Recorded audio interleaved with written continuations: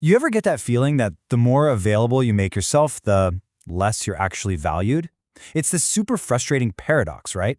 But it holds a really powerful secret about influence. So today, we're going to dive into a totally counterintuitive strategy for gaining respect, and it's all about being less present. Let's break down the 5 brutal laws of scarcity.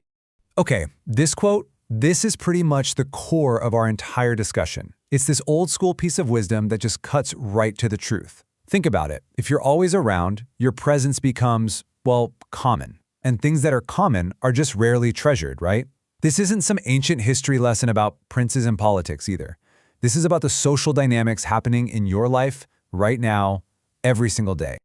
So the big question is, why? Why does being that reliable, always there person so often lead to being completely taken for granted?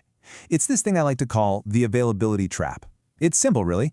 The more people can have you, the less they actually want you. And you know what? Just understanding that's the very first step to getting out of the trap. Well, the answer lies in this really powerful psychological trigger called the scarcity principle. You see this everywhere in economics, right? Think limited edition sneakers, flash sales, that only 2 left in stock notification. They all create this sense of urgency because the opportunity is, well, it's scarce. But what's really fascinating, and what we're talking about today, is that this exact same principle applies to people with incredible effectiveness. It's really simple when you boil it down. Rarity creates value. So let's just lay it all out. You've got 2 realities here. On one side, you have constant presence. You become common, predictable, and, let's be honest, devalued. But on the other side, you've got strategic absence. Now you're rare, you're mysterious, and you're highly valued. The whole goal here is to shift yourself from that first column over to the second one, from common to rare. Okay, so how do we actually make that shift? That's the big question, right? Well, that brings us to the very core of this explainer, the 5 brutal laws of scarcity. And listen, these are not just some passive suggestions. Nope, these are active, powerful strategies you can use to reclaim your value by becoming that absence they just cannot ignore. All right, let's get into it. Law number 1. This is the foundation for everything else. So law number 1 is starve them of your presence. Yeah, I know, it sounds kind of harsh, but trust me, it is absolutely essential. You have to consciously, deliberately limit your availability. See, if you're always on call, if you're the person who replies to texts in 2 seconds flat, you're basically training people that your time is abundant and cheap. The goal here is to create a void. And here's the psychology behind why this works so well. Your absence immediately creates a sense of mystery. They start wondering, hey, where are they? What are they up to? It actually forces them to think about you when you're not around. And because of that, when you finally do reappear, your presence suddenly has so much more value. Okay, on to law number 2. This is all about what you do when you are actually present. And that brings us to law number 2. Make your appearances an event. Look, if you're going to be scarce, then the moments you are available have to be impactful. You need to shift from being part of their boring daily routine to being a highlight. Your presence needs to feel like a deliberate choice, like a special occasion, not just the default setting. And when your presence becomes a reward instead of an expectation, the entire dynamic just flips on its head. People stop expecting your time and they start trying to earn it. Every single interaction becomes more powerful, more memorable, and pretty soon they'll start actively seeking you out instead of just passively accepting that you'll always be there. All right, law number 3. This one's important. It's not just about being absent, it's about making sure that absence is actually felt. So, law number 3 is let them feel your absence. This is such a critical distinction. Your absence can't just be silent. When you're not there, the energy needs to shift. The group dynamic should feel different. Your unique contribution, your humor, your insight, the lack of it has to be a tangible thing they can notice.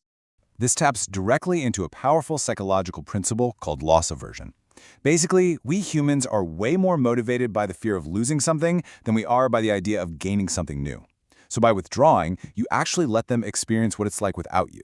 And, paradoxically, that makes them appreciate your value so much more. It makes it crystal clear exactly what you bring to the table. Moving on to law number 4. This is about cultivating an aura of intrigue. And that is law number 4. Never be fully knowable. See, predictability is the enemy of fascination.